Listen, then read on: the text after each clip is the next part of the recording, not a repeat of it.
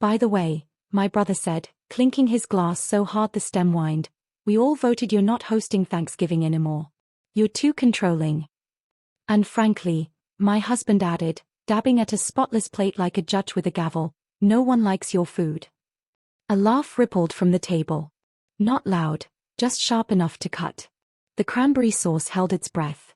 My kids looked at me, confusion brimming at their lashes like tears that hadn't decided who they belonged to yet. The house I'd polished to a shine suddenly felt like a hotel lobby I wasn't welcome in. Hy everyone, my name is Muriel, and my hands smell like rosemary and burnt sugar. I have a gift for making quiet rooms taste warm. I set places with care, I season by listening, and I still believe a table can heal people who don't know how to apologize. I stood at the head of the table where I'd laid out what took 2 days and a whole heart: butter lattice turkey, sourdough stuffing studded with golden apricots, gravy that cooled in glossy ripples, pies that blinked under their sugar crusts. This feast was a map of how I'd tried, again, to make family feel like a place.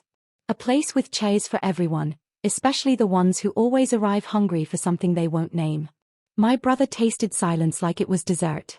He loved an audience. He'd assembled one from our own blood. My husband, Greg, leaned back, the kind of lean that says I'm above this and, also, I planned it. He squeezed my shoulder like a reminder. Play nice. Thanks for letting me know, I said, and the room tilted. My voice was gentle on purpose, a soft napkin laid over a very sharp knife. The kids' eyes flicked to my face, searching for the flair I didn't give them. I gave them steadiness instead. It tasted like clove and restraint. Chairs scraped. Someone coughed performatively. My mother-in-law reached for a second slice of pecan pie she didn't even like. I collected plates and smiles, and the two felt the same weight. In the kitchen, steam fogged the window until the outside world blurred into watercolor. I rinsed a pan slowly, the warm water unknotting something inside me that had forgotten how to breathe. Greg's words kept circling, thin and elegant as wire. Controlling. No one likes your food. The faucet hissed back, remember. Remember who bought the groceries when his card had a glitch. Remember who paid the deposit on his guaranteed investment. Remember whose name is on the catering license, the permits, the service contracts, the phone numbers that ring when people want meals that feel like holidays even on a Tuesday. Mine. Muriel, my brother called, faux concern laced with theater. You're not mad, are you? No, I said, drying my hands. I'm not mad. I touched the edge of the serving tray and the metal hummed like a quiet vow. I'm just done offering seconds to people who spit out the first plate. I walked back out, refilled water glasses, kissed my daughter's forehead, and let the room believe I was what they named me: small, pliable, grateful. The turkey timer pinged in the background, a single, silver note. Across the table, my brother raised his glass again, ready to crown himself host for next year. Greg smirked, his favorite accessory. I smiled wider than their pettiness and set down the carving knife. The blade caught the chandelier's light and threw it back across the ceiling like a signal only I could read. Some dinners end with coffee. This one ended with a recipe they couldn't taste yet: silence, patience, and a promise that cools as it sets. The night after Thanksgiving, I lay in bed staring at the ceiling fan as it sliced the dark into uneven pieces. Greg snored beside me, his breath sour with whiskey and smugness. The echo of his words, "No one likes your food," clung to the corners of the room like cobwebs. My children's faces floated in the silence, their little brows furrowed with worry they didn't yet know how to name. I pressed my palm against my chest and felt the slow beat of my heart, steady, deliberate. That steadiness was mine. They couldn't vote it away. The next morning, dishes still stacked in the sink, Greg strolled into the kitchen as if he were the king surveying a conquered kingdom. "You'll thank me one day," he said, scratching his jaw. "Now you can relax. You take these things too seriously." I slid a mug of coffee across the counter toward him. My lips smiled, my silence burned. He mistook it for surrender.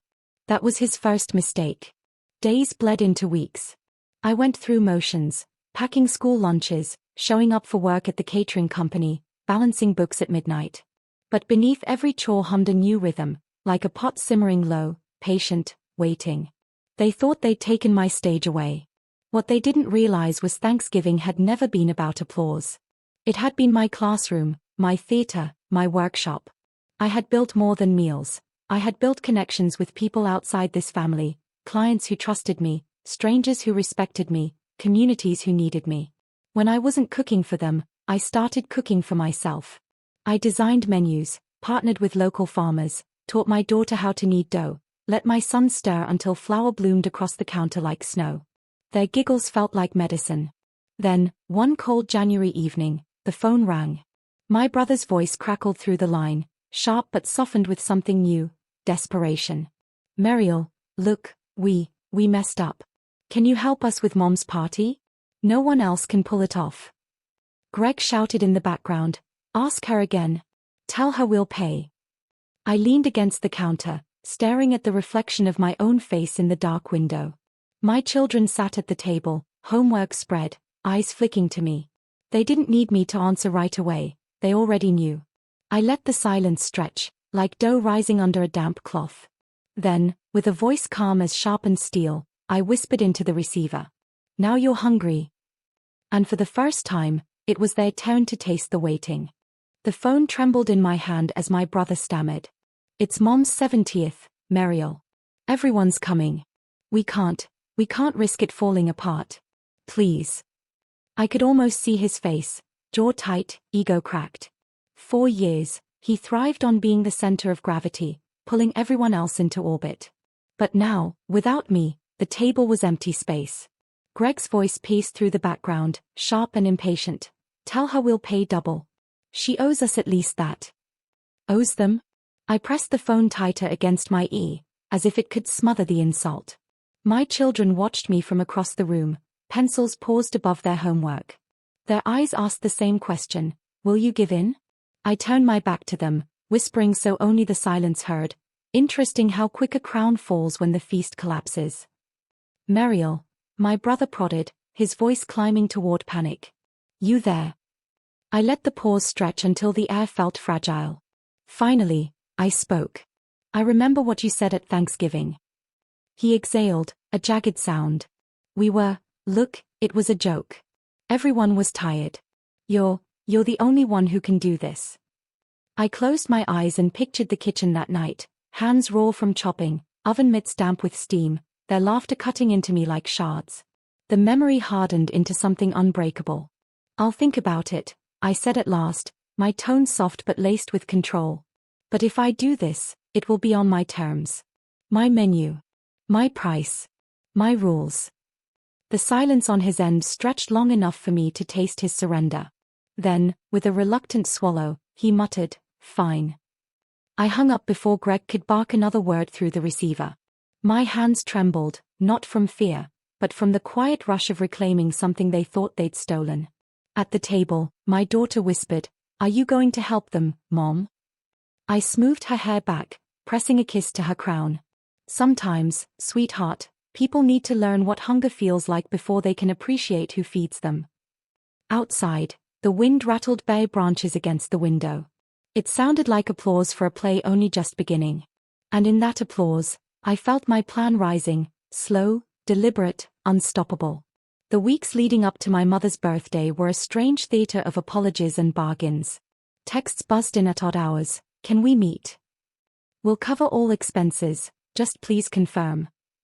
Even Greg, too proud to look me in the eye after Thanksgiving, slipped me an envelope one night, muttering, "Advance payment." I took the envelope, counted the bills under the kitchen light, and said nothing. The silence unnerved him more than any argument ever could. My children became my quiet conspirators. They saw the late-night planning, the menus scrawled across note cards, the phone calls I didn't return. They saw me taste sauces with a precision that wasn't about flavor, it was about control. "Mom," my son asked one evening, "are you making food for them?" "Yes," I said, folding dough beneath my palms. "But this time it won't be about family. It will be about a lesson." The house smelled of roasted garlic, cinnamon, and something sharper, resolve. I crafted dishes that looked like gifts but carried unspoken truths. A cake layered with bitterness beneath its sweet glaze. A roast glazed in honey but seasoned with heat that lingered long after the bite.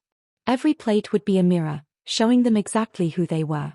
On the night of the party, I arrived at the hall early. The tables gleamed, silverware catching the glow of chandeliers. My brother paced nervously, tie crooked, sweat at his temples. Greg leaned in the corner, already on his second drink.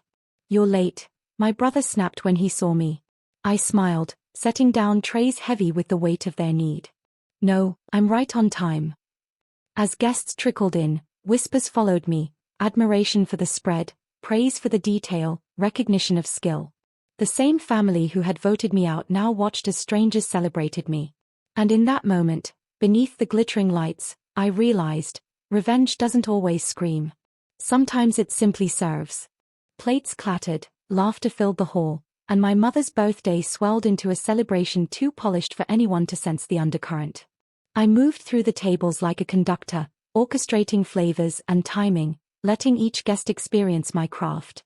Compliments rippled toward me. "This is exquisite, who catered this?" And I watched as my brother's smile tightened, his pride shrinking under the glow that was mine. Greg tried to insert himself, bragging to anyone who'd listen. "My wife, well, technically ex-soon, but, she has always been good in the kitchen." His words stumbled, slurred with liquor.